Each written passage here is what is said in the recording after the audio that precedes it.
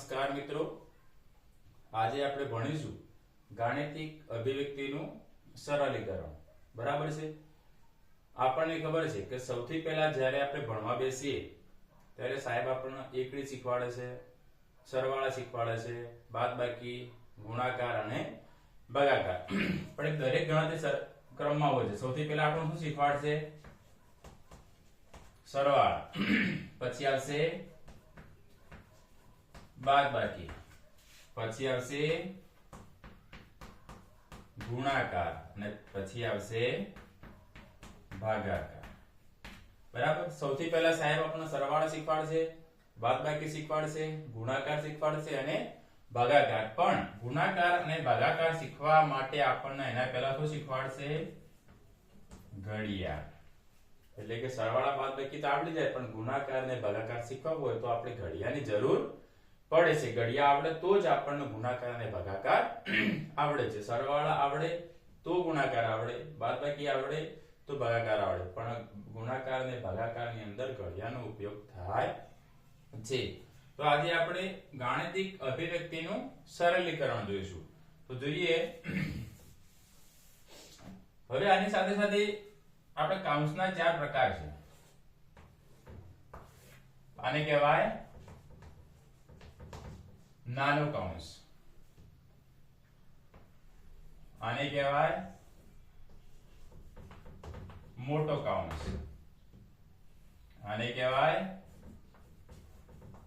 છગડીયો કૌંસ અને આને કહેવાય રેખા કૌંસ. તો ગાણિતિક અભિવ્યક્તિના સરળીકરણમાં સરવાળા, બાદબાકી, ગુણાકાર, ભાગાકાર અને સાથે સાથે આપણે કૌંસની ઓળખ પણ આપણને જરૂરી છે. તો આને નાનો કૌંસ કહેવાય છે, આને મોટો કૌંસ કહેવાય છે, આને છગડીયો કૌંસ કહેવાય છે અને આને રેખા કૌંસ કહેવાય છે. તો આ ચાર કૌંસની આપણને ખબર હોવી જોઈએ. સરવાળા, બાદબાકી, ગુણાકાર અને ભાગાકારની આપણને ખબર હોવી જોઈએ. હવે આપણે આના દાખલા જોઈએ. પણ યાદ શું રાખવાનું છે? આપણે જે સરવાળા શીખ્યા, બાદબાકી શીખ્યા, ગુણાકાર શીખ્યા અને ભાગાકાર શીખ્યા. બરાબર છે. આ ચાર વસ્તુને આપણે યાદ રાખવાની છે. એના વગર આપણને દાખલાની ગણતરી કરવાની ખબર પડશે નહીં. તો સૌથી પહેલા આપણે ઉદાહરણ જોઈ લઈએ. એક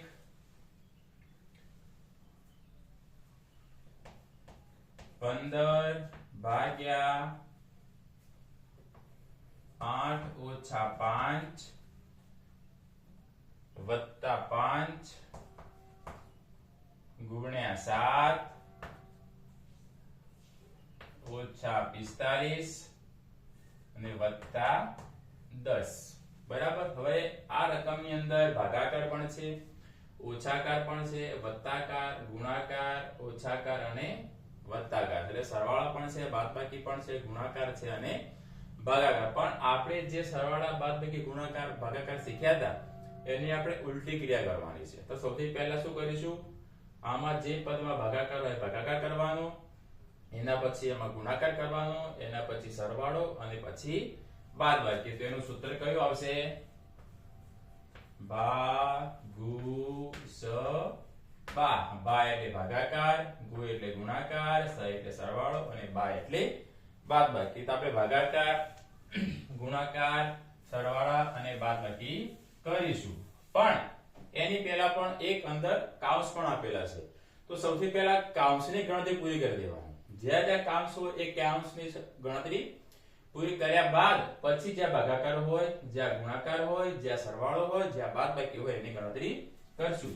તો સૌથી પહેલા અહીંયા કૌંસ આપેલું છે. તો આપણે જેની ગણતરી કરવાની હોય ત્યાં એકવાર લાઈન નીચે દોરી દેવાની.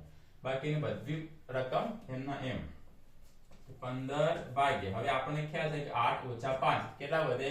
3. તો કૌંસ આપણો છૂટી ગયો.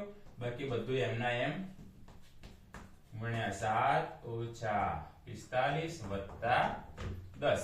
હવે આની અંદર થશે કૌંસની ગણતરી પતી ગઈ. આપણે આગળ હવે શું છે? ભાગાકાર. તો આમાં ભાગાકાર ક્યાં છે?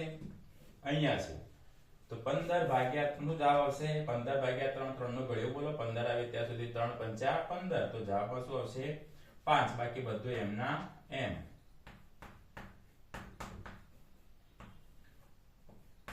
જે પદની ગણતરી જે રકમની ગણતરી કરતા હોય એ કરવાની, બાકી બધું એમના એમ. હવે ભાગાકાર પતી ગયો. હવે શું કરીશું?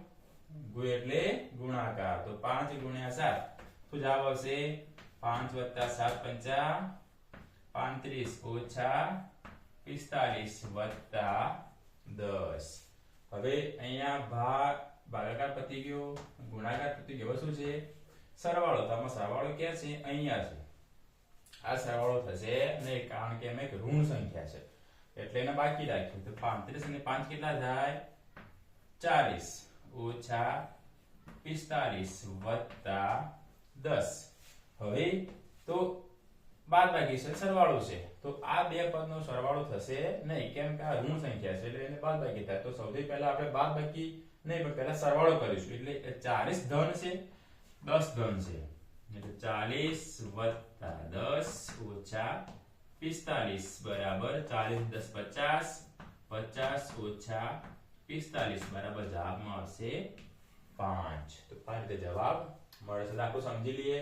તો ભાગુ સબા એટલે ભાગ એટલે ભાગાકાર, ગુ એટલે ગુણાકાર, સ એટલે સરવાળો, બા એટલે બાદબાકી. તો સૌથી પહેલા એ ક્રિયા કરીએ એ પહેલા રકમની અંદર ક્યાંય પણ કાઉન્સ હોય, સૌથી પહેલા નાનો કાઉન્સ, પછી મોટો કાઉન્સ, પછી છગડીયો કાઉન્સ, રેખા કાઉન્સ, જે કાઉન્સ આવતા હોય એ કાઉન્સની ગણતરી કરી દાખલાની આપણે ગણતરી કરી શકીએ છીએ. બરાબર. બીજું ઉદાહરણ જોઈએ હવે.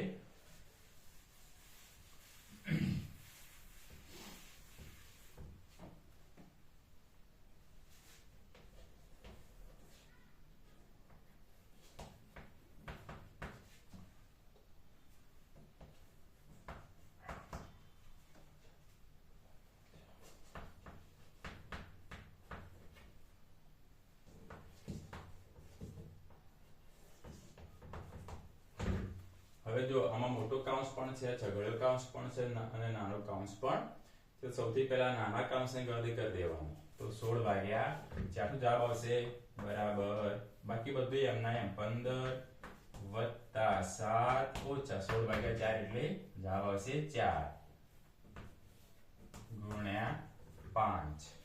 હવે નાના કાઉન્સની ગણતરી પતી ગઈ. હવે છગડીયો કાઉન્સ લેવાનું, બાકી બધું એમના એમ. 15 + 7 માંથી 4 જાય તો 3 કાઉન્સ પૂરું ગુણ્યા 5. હવે 15 ને 3 18, 18 × 5 18 × 5 90. તો આ રીતે આપણે આ દાખલાની ગણતરી કરી શકીએ છીએ. તો સૌથી પહેલા ગણતરી કરવાની કાઉન્સની, પછી એમાં જો ભાગાકાર હોય તો ભાગાકાર, પછી ગુણાકાર, પછી સરવાળો અને પછી બાદબાકી. પણ સૌથી પહેલા કાઉન્સની ગણતરી હોય તો પહેલા કરી દેવાની, કાઉન્સ છૂટો પાડી દેવાનો. ક્રમમાં પહેલા નાનો કાઉન્સ, પછી છગડીયો કાઉન્સ, પછી મોટા કાઉન્સની ગણતરી. એટલે દાખલામાં કોઈ જગ્યાએ ભૂલ પડે નહીં. કાઉન્સની ગણતરી થઈ જાય એના પછી ભાગાકાર, એના પછી ગુણાકાર, એના પછી સરવાળો અને એના પછી બાદબાકી. Okay, thank you.